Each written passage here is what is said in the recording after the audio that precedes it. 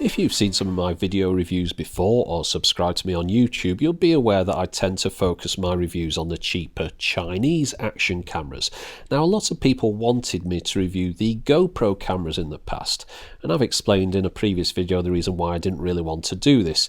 The first one is that, of course, the GoPro cameras are the cream of the crop. They're the best action cameras you can get. They're the ones used by all the TV companies. So they're going to be the best, and there's no point reviewing the best. It's the best. I mean, what else can you say? Also, there's been a bit of a problem because in the UK, they've always been very expensive. For example, this Hero3 on a current auction on eBay, they're asking £437. That's $700 US.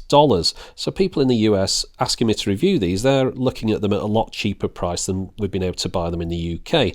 Now also people have been asking me to review these other action cameras from China that have crept the other side of £100, maybe up to £200, that very much closely emulate the GoPro cameras. But I'm reluctant to review those because now the GoPro Hero 3's come out and they're actually offering these at a much more sensible price that actually beat some of those Chinese cameras' prices. Now, while the top of the range black edition is still £360, the cheaper white edition basic model is only £200 now. Now that's still quite a bit of money, but I decided I'd have to go and get one so I could compare my Chinese cameras against a GoPro, but then I managed to find a deal just before Christmas where a company was offering an additional £40 off. So I've managed now to get hold of a GoPro Hero 3 White Edition for £160, and it enables me to use it as a benchmark and also get into the GoPro ecosystem to trial the mounts and things. But that's not the end of the story. You see, during 2012, some other manufacturers thought they'd get in on this lucrative action camera game. One of those was Sony, and they brought out the AS10 model in the UK for about £260. Now, of course, that's well over my budget again, but it turns out that there's an AS10 model, which is the same thing minus the Wi-Fi connectivity, and that's only available abroad, I think, but it was for sale on eBay for £115. Now that's about £100 less than it probably should be, so of course I couldn't do anything but snap one of those up. It was an offer I couldn't resist, and I even tweeted out at the time hoping that some other people would be able to pick up on this brilliant deal. So now I've ended up with the AS10 as well as the GoPro HD Hero 3 White Edition. So rather unexpectedly, I found myself in the position of being able to do a comparison review of two of the cheapest but most expensive HD action cams, if you know what I mean. Now I'm going to try and do my best to render and upload this to YouTube in 1080p, but if I can't, it'll have to be 720p. Regardless, whichever of those resolutions it's in, you've got to remember that the video quality that YouTube produces is not the same as the video that comes out of the camera. It's been re-encoded twice by the time you see it. So if you want to see the original video files, I'm going to try and upload some of those to my website at a future date so you can download them to your own computer and play them back without the re-encoding issue. Right, well that's enough of that. Let's get on with the review. So first off, let's have a look at the GoPro. Well, the box for it is very nice. It would stand out on a shelf, although if you left it on a shelf, someone would probably run off and nick it. As you can see on the left here, it's got the Wi-Fi built in. I'll show you all the features later. At the bottom here, optional accessories. It mentions 3 different things you can get for it there, but there's hundreds of things for the GoPro. Of course, that's the whole point of the GoPro. You're entering into this sort of system of connections, mounts and things. There's more accessories for the GoPro than there are for any other action camera, including the Sony. So remember, when you're buying a GoPro, you're kind of getting all those things as well, as long as you of course pay for them later on. Well, let's get inside the box here and have a look what you actually do get with this one. It's quite good actually. You get all the things you need to get up and running. First thing, let's have a look at the card here. It says before you use your GoPro, you got to do an update to it. So that's a bit annoying, but never mind. That's kind of normal nowadays, isn't it? And then if you want the manual, you have to download that as well. So no manual in the box. You do get 3 stickers if you want to walk around like an advert for GoPro, a standard USB A to mini B lead, a warranty document, 2 mounts. Now there's 2 of these, they're both slightly different. The one on the right, the square one, has a kind of curvature to it, designed to go on the outside of a helmet, whereas the one on the left is flat. This little piece of rubber sponge stuff is designed to be shoved into the hinge of the case to stop it vibrating when you're going over rough terrain and things. It's optional though, you don't have to use that. Now this, of course, is the battery. It's got a little flap on it there to help you get it out of the case. I'll show you that in a moment. This is part of the case. This is a spare rear door. This one's got holes in it. The idea is that the microphone's inside the case, so if you want to be able to hear the sound, you use the one with the holes on it, or the waterproof one if you want to be completely water resistant. Now I'm going to go into the cases later on, so we'll just skip past that for the moment. We'll just get into it and get the camera out so we can have a look at it. So you can see you've got a hinge here that opens like that. The back door opens downwards. It's got a rubber seal all the way around it. Remember, of course, it's waterproof, this case, and there you go, that's the camera.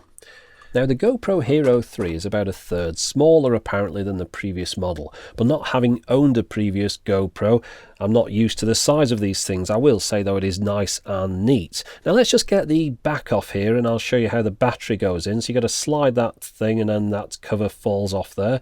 We'll just shove the battery in. Of course, the good thing with these having removable batteries is you can have numerous batteries, I suppose, on charge or already charged, and then swap them over when you need them.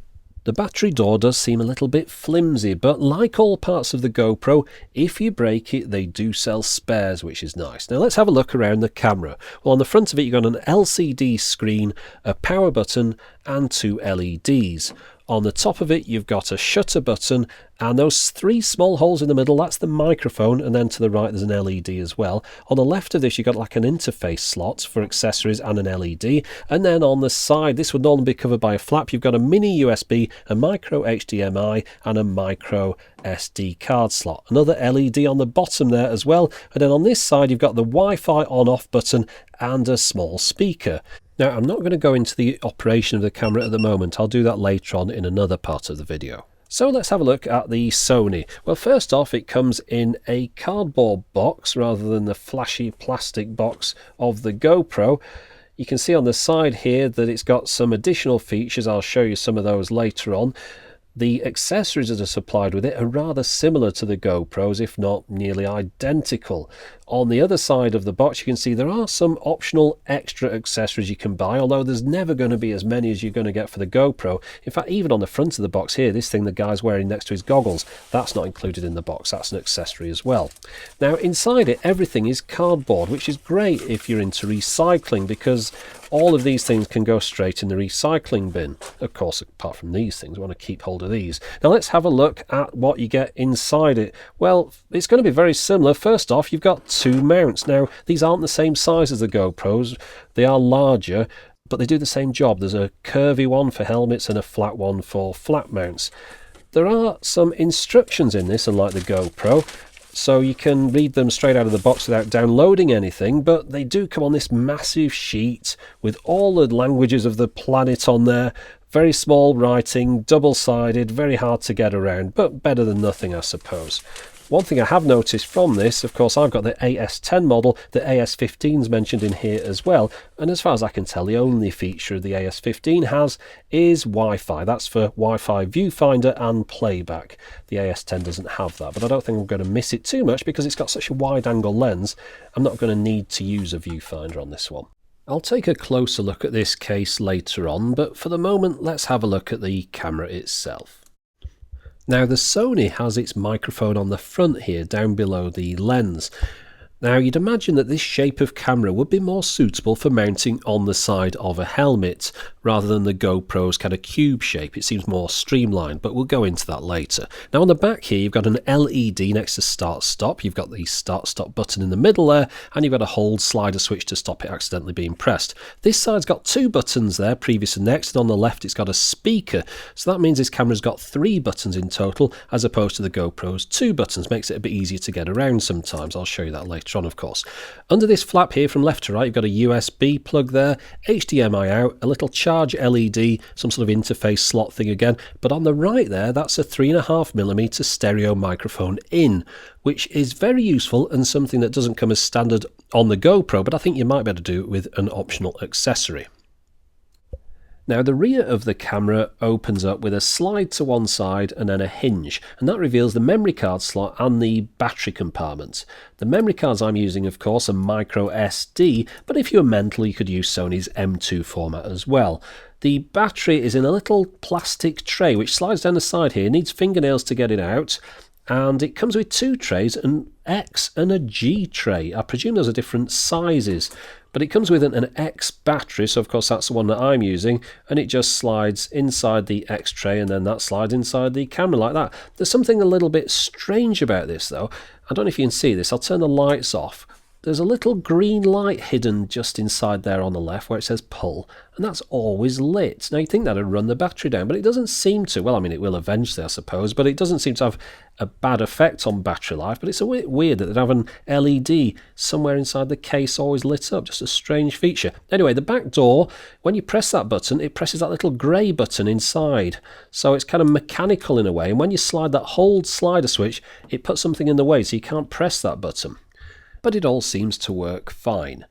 Now the Sony is ready to go, but unfortunately, if you remember back, the GoPro, according to the box, needed a firmware update before we could proceed. So I'll go through that now. It involves downloading the piece of software onto your computer and then running that, getting the memory card attached or the camera attached up to your computer, downloading the firmware, uploading the firmware back to the camera, ejecting the camera from the computer, and then waiting while it updated the firmware. Took quite a few minutes, but it wasn't too difficult, just a little bit fiddly. Anyway, both cameras are now ready to go, but before I show you some video footage from them, I just want to talk about video standards for a second. In the UK we use PAL, which is usually 25 or 50 frames a second. In most of the rest of the world they're using 30 or 60 frames a second NTSC. Now the GoPro will do both of these, but the Sony will only do NTSC. So for this video I shot it all as much as I could in 30 frames a second, but occasionally I forgot and did the odd scene in 25 frames a second. Those scenes might look a little bit jerky, so what I've done is I've signposted them at the bottom of the screen. So if you see something looking a little bit jerky, it's not the camera, it's probably the conversion. So without any further ado, here's some footage from both cameras. First off, the Sony AS10. Now this is in 170 degree mode. The camera lets you choose between 170 degree and 120 degree. As you can see, 170 has a very noticeable fisheye effect. Now this is the GoPro. I've just got all the settings as normal on the GoPro. I haven't changed anything, but as you can see, it's a little bit dull, isn't it? It makes the day look a lot darker than it really was. I mean, it wasn't a bright day, but it certainly wasn't sort of gloomy like this. Now this is the Sony again. I'm walking through this scene here. As you can see though, the 170 degree lens does give you a nice big field of view, so you can see everything that's going on all around you, and it's nice and clear and bright and colourful as well. So let's switch over to the GoPro and see how that copes with the same scene. Well, it's a little bit more murky and sort of gloomy looking again. Of course, I haven't got the 170 degree lens on this. I don't know what the GoPro does. It doesn't let you change field of view. It only has one option. I think it's somewhere around about 130-ish at a guess, but don't quote me on that one. So let's try another scene again. Let's have a look at the Sony first off, looking at these colourful puppets on this stall here. And I'll just shut up for a moment so you can just have a listen. And two balls come out of his mouth. Quickly have a look at the two balls, make sure that you're happy that those two balls are correct, there's nothing strange. Now, I'll take them back up here. If you have a quick look at his mouth, just have a quick check, have a better check. Just stop, don't. I'm sorry. So we'll now put that ball into his mouth, he'll chew that, and three balls come out of his mouth. How do you do that? Now unfortunately, even though these are action cameras, I haven't really got out and been able to shoot any action photography because the weather was so damn awful. And one thing that I do think though is the GoPro seems to be more calibrated towards nice bright Californian light, whereas unfortunately the Sony, being from Japan, they're used to conditions a little bit more like I get here in Manchester, where it's just bloody raining all the time. So as you can see, the Sony seems to do a better job in these dank low light conditions. Now let's just have a look at this panning shot with the GoPro across all these plant seeds, flower seeds here. Notice how it gets rather smeary. This is in proper 30 frames a second, so we can't blame that this time. Now we'll try it on the Sony and see how it copes with it here, and it keeps things a little bit sharper. Of course the fisheye effect is more noticeable, but things seem brighter and clearer and less muddy looking. Now, of course, bear in mind that I've bought the bottom of the range GoPro, the one that's got internals that really kind of date back a few years, although it's been repackaged, whereas the Sony is more up to date as far as technology goes, but it definitely seems to have a better sensor in it than the GoPro. But you've got to remember the GoPro's supposed to cost about £200 and my Sony is supposed to be £200 and something pounds, although it's not for sale in the UK. Now if you look at the chap on the right here, you can see him nearly fall over, which is quite amusing, especially in 170-degree mode. There he goes, whoops. And then this little chap walking past here with a bobble on has a nice smile to himself there, bit of a giggle. Right, let's go inside the shopping centre, the Arndale here. This is my usual haunt. I stand on this corner because you get a lot of things in shot and we can test out the different fields of view. So this is the GoPro. We're shooting in 1080p 30. Again, everything looks a little bit too dark, although it is nice and sharp. I'll show you a bit more on that later. Here is the Sony in the same spot. This is in 120-degree mode and everything's, of course, much brighter and again quite sharp, nice bright colours. You can see everything you need to. 120-degree mode is fine. Now look over on the right here on the Sony, look at the Yo Sushi sign. That's very hard to say. It's a bit blurry and out of focus, isn't it? And the writing in the middle there as well. Now if we flip over to the GoPro, notice how much sharper it is. Again, this is the same cropped image, this isn't the full screen, and look, you can read everything over there, nice and sharp. As before, a little bit too dark, but a lot clearer than the Sony, so the Sony has a bit of soft issues at the edges of the lens. Now this is the 120-degree mode again. Let's just pop over to 170, and that's what 170-degree mode looks like on this same spot. So you can see how much more of an angle you get around things. Not really useful in a shot like this, but sometimes you might find 170-degree mode useful. And again, if I crop a bit of that and look at the right hand side here, you'll see again rather soft on the Yo Sushi sign. I'm getting better at saying that, I think. Right, now let's have a look at the sound quality. The GoPro has this tiny microphone on the top here, which you wouldn't really imagine being that good, but it's probably better at preventing wind noise than the Sony microphone, which is on the front here. Let's have a listen.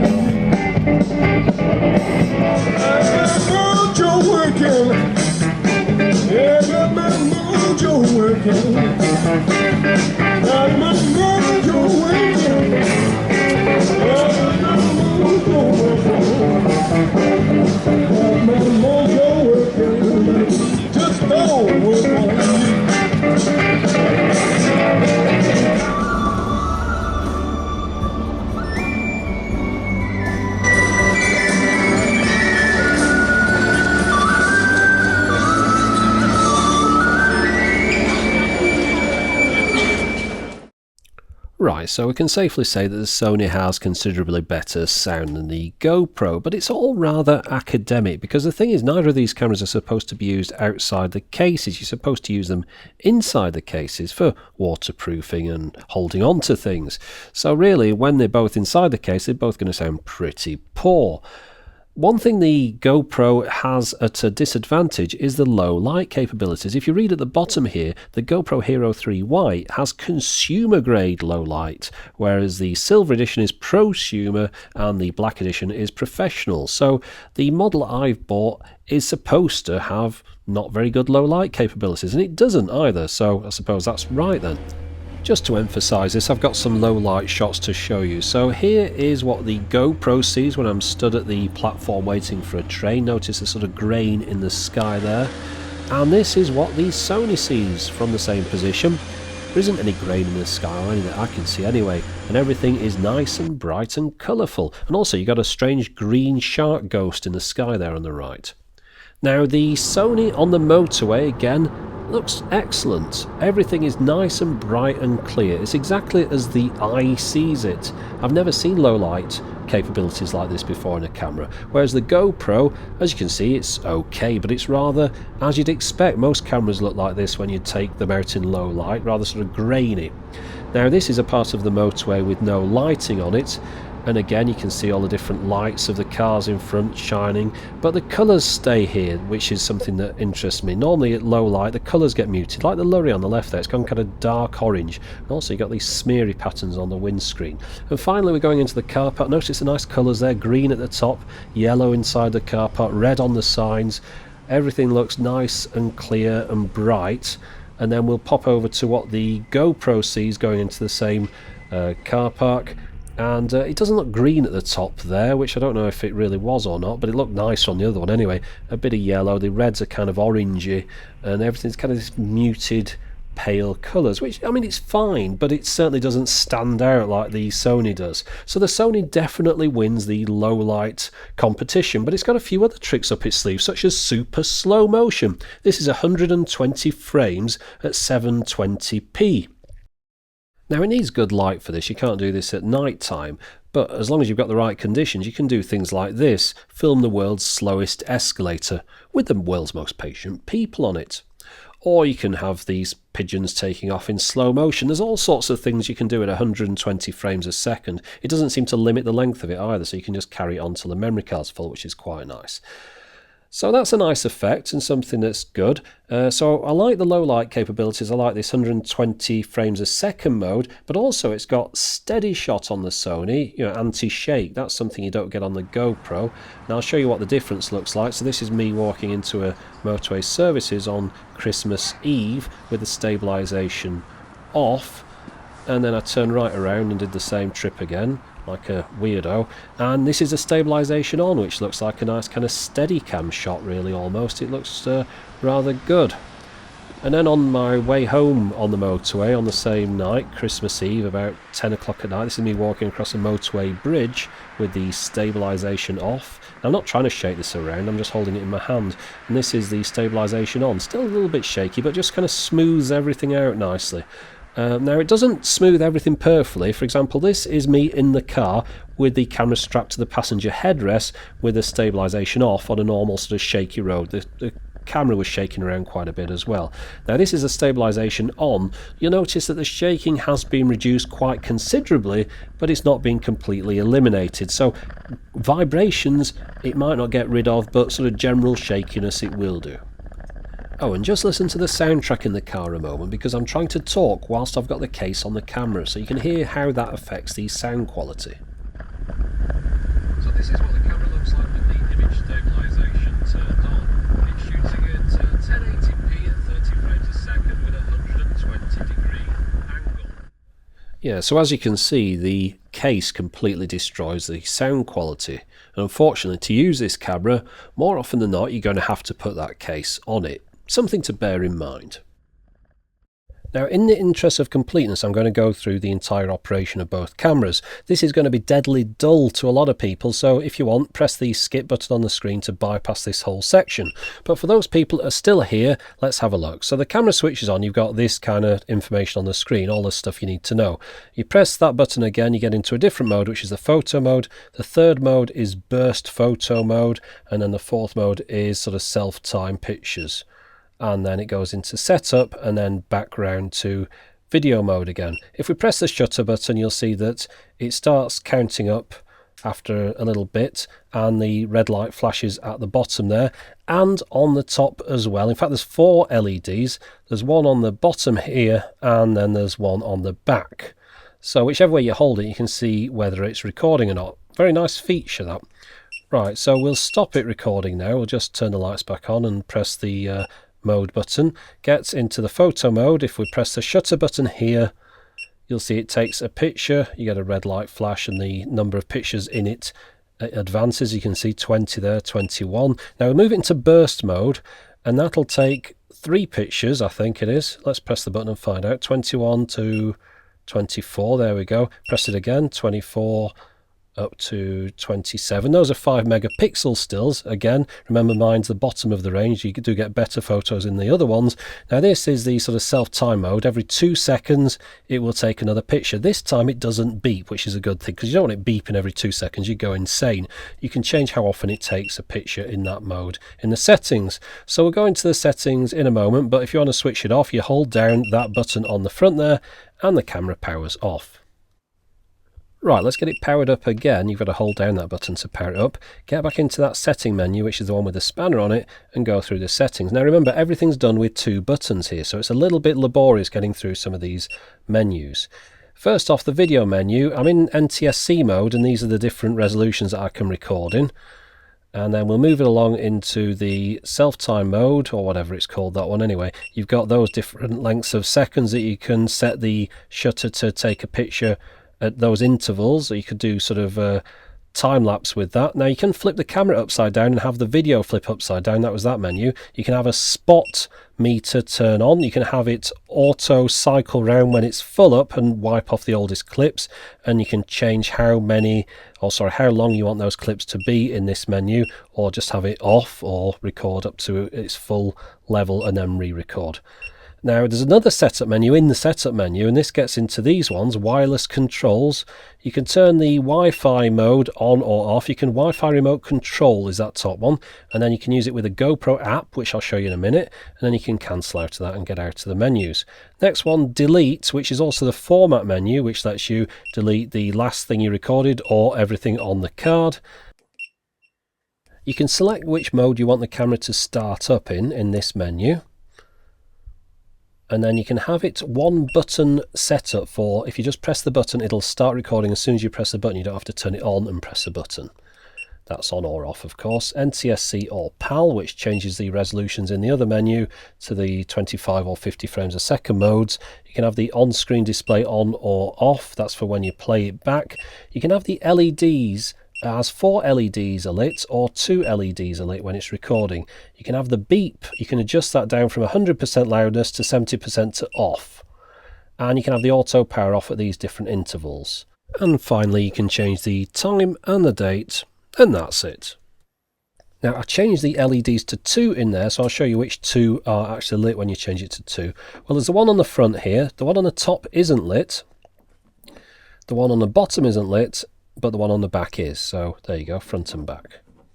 Now, due to the fact there's only 2 buttons, I'm going to show you how complicated it is just to turn the sound off. So just watch how many buttons I have to press here to get into the menu to turn the sound off. This is the quickest way round. I'm not going a long way round. This is the minimum number of button presses you can use to get into this menu. So all I'm trying to do is turn the sound off. Right, I'm in it now. Turn it to off and then hold down the shutter button to escape out of the menus. That's quite a long way round to do something like that, which is where the Wi-Fi application comes in handy, because it enables you to get straight into those settings, as long as of course you've got the camera connected up via Wi-Fi. So let's have a look at that first of all. Now of course it's got built-in Wi-Fi on this model, which the Sony doesn't, so that's a step up. You press the button on the side there to get the Wi-Fi on. You get a blue flashing LED here at the top. That means the Wi-Fi mode is active. You then get your Android or iOS device and connect to that Wi-Fi hotspot, and then load up the free GoPro application. Press connect and control, and after a second or so it connects up to your GoPro. And then what you can do, you can see what the GoPro sees, albeit with about a 2-second delay. So you get a preview of the GoPro, and therefore you can frame it perfectly on your car or head or whatever it is you're planning on doing, and make sure it's pointing in the right way. Now you can also start and stop the recordings on this. As you can see, I've pressed record there and the GoPro is recording, the little red lights flashing on the front. There's a few other things you can do with this application. It's quite simple, but everything seems to work well. Of course, you can turn off the GoPro. This one at the bottom here is preview on or off. You can do that. I don't know why you'd want to turn it off. Maybe it saves power or something. But then you get into the settings and you can control all the aspects of the camera here. So you can swap between the different modes at the bottom there, as you can see, as normal. There's one at the top here, locate camera. When you press that, the camera starts beeping. and lets you hunt it out. I suppose that'd be useful if it sort of fell off your head while you were skydiving or something. You better find it in a field maybe, as long as the Wi-Fi was switched on anyway.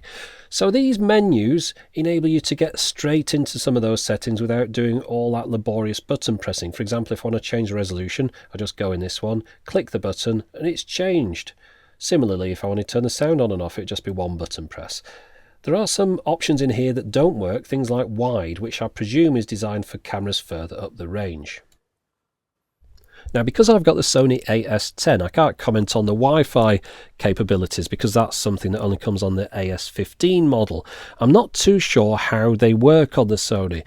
One thing Sony mentions in their publicity is the fact that you can share your videos over Wi-Fi. That's something the GoPro doesn't do. But what it doesn't mention too much in the publicity is about the fact whether or not you can get into the menus and do a live viewfinder like the GoPro can.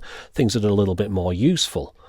Now, reading the Amazon description seems to indicate that you can control the camera over Wi-Fi, so it looks likely, but I'm afraid with not having one, I can't actually comment on that. Right, so to start my Sony AS10 up, you just press that red button on the back. That will immediately start the camera recording, so it's on and record all in one button. As you can see here, the screen is moving up in time, and press it again to stop recording. Now, you don't have to do one button start and record. If I turn the power off, and then if we turn it on this time by just pressing either of these two buttons on the right, the camera will switch on but not start recording. It only does it when you press the record button on the back. Now let's go through these menus. Next one along, interval timer, just like on the other camera. This one's set to every 5 seconds it's going to take a picture. You can see the number increasing on the screen there. We'll move it along to the next one, which is setup. And in setup, we've got video. We'll go into video. You can go between 1080p, 720p 30, 720p 60, or 720p super slow. That's 120 frames a second, or VGA at 30 frames a second. Because the Sony's got two buttons to move back and forth, it's a little bit easier to get through these menus sometimes. But on the downside, whenever you select anything, it goes right back to the beginning. Anyway, if we want to turn steady shot on or off, you can do that in here. Steady shot, of course, only works in 120 degree mode. You can change the angle between 120 or 170 degree mode. There's a little bit less option in the photo intervals. The minimum here is set to 5 seconds. You can have the power off as either 60 seconds or 10 seconds or off. You can change the time and date in here, of course. Select whether you want the USB port to be power or data. You can reset the camera, format the memory card as well. So a few less options than the GoPro, but pretty much all the ones that you actually need. Now, the Liquid Image Ego camera that I reviewed earlier in the year has a standard tripod screw mount on the bottom there, which is very useful. Neither of these two cameras have that, which means they rely on their cases to mount them. In fact, the Sony won't even stand up without putting it in a case.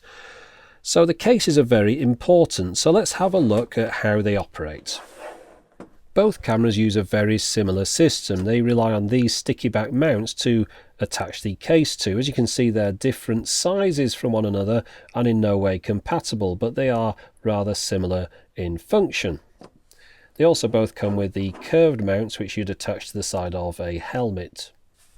So we'll first off look at the GoPro case. Now this part here above the lens, that's actually glass. The rest of the case is made out of plastic. It's very well made as well. You've got these spring-loaded buttons, 3 of them, which attach to the different buttons in the camera, the Wi-Fi button, the power button and the shutter button. To get into the case, you flip that thing to one side and pull the back off. It's quite fiddly getting in there, but in a good way. It means you're not going to just get in there accidentally. Now, of course, this camera just slides into that part there, sits quite firmly, but you can't access those ports on the side, of course, for the USB or the microphone or whatever if you had the adapter. Once it's all sealed up, there's no way of getting to those at all. Now, to turn it on, it all works as you'd imagine. You press the button through the case, which presses the button on the camera, and everything works as it should do. The base of the camera is tiltable. You have to unscrew this bit here, and then you'll see that the bottom can adjust its angle. Only up and down, not left and right. And then you just sort of tighten it up, of course, at the end to get it in the right position. Now let's just have a look at how it attaches to that sticky back mount. Well, it's quite easy really. You just slide it in there. You just slide it in from the front backwards over the mount like this, and it clicks in nice and firmly in position. And it's quite easy to get off there if you want by just squeezing the two legs together at the back and pulling it forward on the mount. So all that works, it's tried and tested. The GoPro mounts are used worldwide and everyone seems to be quite happy with them. Now, as I mentioned earlier on, this is a fully waterproof case. If you want to change the cover over to this one, it has two holes in the back which enables sound to get in from outside, and it's the ideal thing for attaching to a motorcycle or a car to be able to get that engine noise through to the microphone. You don't necessarily need the back to be waterproof, you just need the front to avoid splashes and stones and things. So I'll be using that cover on the back of mine. It just clips in place. Now let's just have a look at the Sony one. Well, the Sony one, as we mentioned, looks more like it should fit on the side of a motorcycle helmet. It's more the right shape, but unfortunately it isn't quite the case once you get it into the case. I'll show you what I mean in a moment. So here's the Sony case. Pretty simple really, but similar idea to the GoPro. You have to get in the front of this one by sliding that button there, and then this little thing opens up and the front of the case drops open like that. The camera slides in from front to back, and then the front of the case clips in at the top and clips in at the bottom like that. So again, a fully waterproof case. There's no air holes on this one. Now if we want to switch it on, well, that's the hold button there, that would stop you switching it on. Press the red button at the back, it starts the camera and starts it recording. Remember, the Sony works as a one button start and record off that back button. You can press it to stop it recording, but if you want it to power down, there's no way of getting access to those buttons there to get into the power down menu, so you just have to wait for it to turn off, which is something to bear in mind. You also can't access that microphone hole on the bottom, which is a shame. There's no way of getting to that through the case. One thing the case does have though is a standard tripod screw hole on there, so that's a bit of an advantage over the GoPro. So you can mount it to these things if you want, but you could also do it to a tripod. Now to mount it to that, you have to add this additional bit in the middle which screws into that tripod hole and gives you the relevant plastic mounting that enables you to attach it to that clip. Now this tightens up with a coin like this, and then as you can imagine it works very similar to the GoPro system in that you slide it over the plastic mount and the legs clip in place. Now notice one thing with this case, it doesn't have any kind of articulation. You can't tilt it up and down. It's very solid. In fact, it is very solid, it's very rigid, it's not likely to move at all, but sometimes you do want things to move so you can position them in the right direction.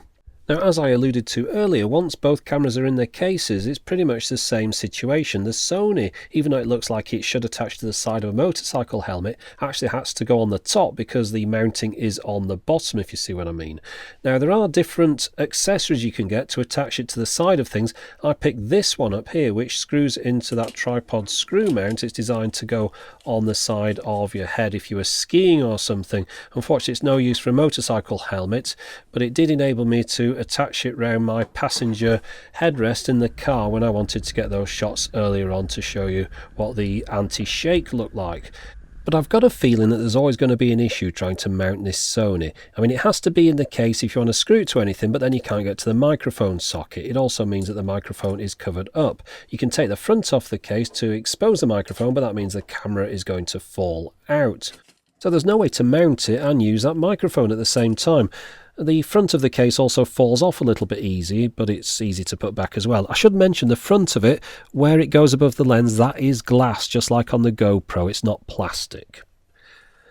I think what I'm going to do with this, I'm going to get another one of these cases, put some Velcro on the side of it and attach it to the side of my helmet and see how that works out. Anyway, let's look at some weights.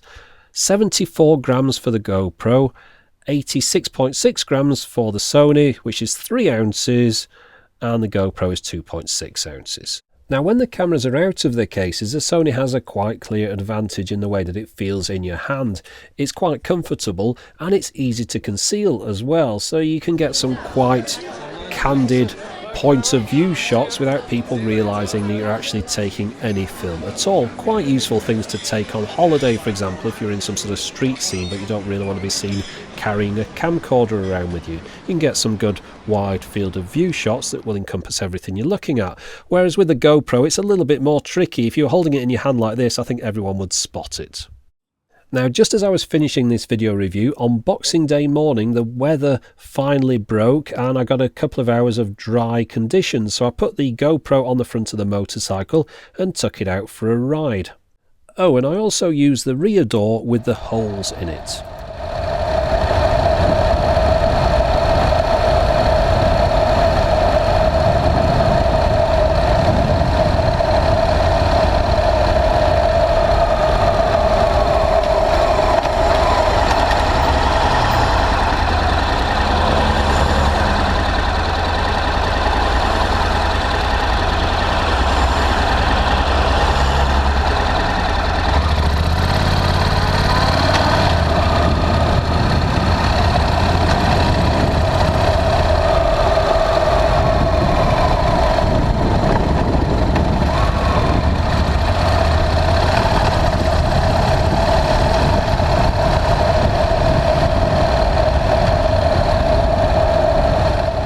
Now, it's perhaps quite telling that I could find somewhere on my motorcycle to mount the GoPro, whereas I couldn't find anywhere suitable to put the Sony camera. And that's because the dimensions of the case are just too long to put anywhere on any surface that I had available. Like I mentioned earlier, it looks like it should fit on the side of a motorcycle helmet, but really you'd have to put it on the top like a Mohican. So I think it's highly likely that I'm going to end up using the GoPro on my motorcycle, but I'm going to use the Sony for other things. Especially when you consider that at the end of January, Sony is supposed to be coming out with this attachment for the camera that adds a little LCD screen to the side of it, making it effectively into a little mini camcorder. A mini camcorder, of course, that's got excellent low light capabilities and a stereo microphone in, combined with a fisheye lens. All those things together make this a very capable little camera for me, useful for making my other videos. Any moans about these two? Well, nothing major, but first off, let me think about the GoPro. The fact it's only got 2 buttons to control everything means that getting through those menus does take a little bit too long. The only other thing that I can really think about is that on the side of it, there should be a flap covering these, but I put it down when I charged it one day, and I'm sure someone's vacuumed it up and I'll never see that ever again. But of course you can buy spares, which is nice. It does have Wi-Fi on it, which is a nice feature to get for free, I suppose, but I don't really need it because the lens is nice and wide anyway, so everything's always going to be in shot in front of your lens, and if you're doing action, you're not going to be framing things that carefully anyway. Now, the Sony, on the other hand, there's a couple of things here. The rear door opens a little bit too easily. It's a little bit too easy just to slide it in your hand and knock it open. Not a big deal, but kind of annoying. The lens is a little bit soft, isn't it, when you compare it to the GoPro, especially around the edges. And it's a bit of a shame that you can't really mount it to anything. I mean, it looks like you should be able to, but the mounts that come with it are all mounted at the bottom, which isn't any use. I need something that mounts at the side. It only has one LED on the Sony, so you can't see that you're recording when you're looking from the top downwards. You can only see if you look at the back. It's nice that it's got steady shot, but it only works in 120 degree mode. Whenever you switch it up to 170 degree mode, it knocks off steady shot and doesn't turn it back on again when you move back to 120, unless you manually switch it back on again. And it's also nice that it's got a microphone in socket, but it's going to be very hard to use it because whenever you open that flap, that means that you can't mount the camera in the case, and the only way that you're going to get the camera to attach to anything is to put it in the case. I'll just skip over a couple of things that I normally go into in a bit more detail. As far as bit rates go, I've only got the 1080p bit rates, and they both seem to be about the same on both cameras. I didn't notice much of a difference. As far as battery life goes, well, the GoPro lasted 2 hours 10 minutes, the Sony lasted 2 hours 40 minutes, and that was in 1080p 30, continuously recording. Now, I may well revisit either of these cameras at some point in the future. It's especially likely for the Sony if I manage to get hold of that mini camcorder accessory for it. The GoPro I might look at again if I get some interesting mounts for it. Now, hopefully I'll have some clips from both these cameras on my website soon. But I've got to say, for me, at the moment, the Sony is my favourite of these two. I especially like its low light capabilities, the 120 frames per second mode, the steady shot and the 3.5mm stereo mic in. For me, it's more use as an all-round camcorder. Now, the GoPro is especially good at what it does, given that it's got all those different mounts that you can use, and it will work best on my motorcycle. But I've got a feeling that the silver or black editions would be in a completely different league. But for the moment, thanks for watching.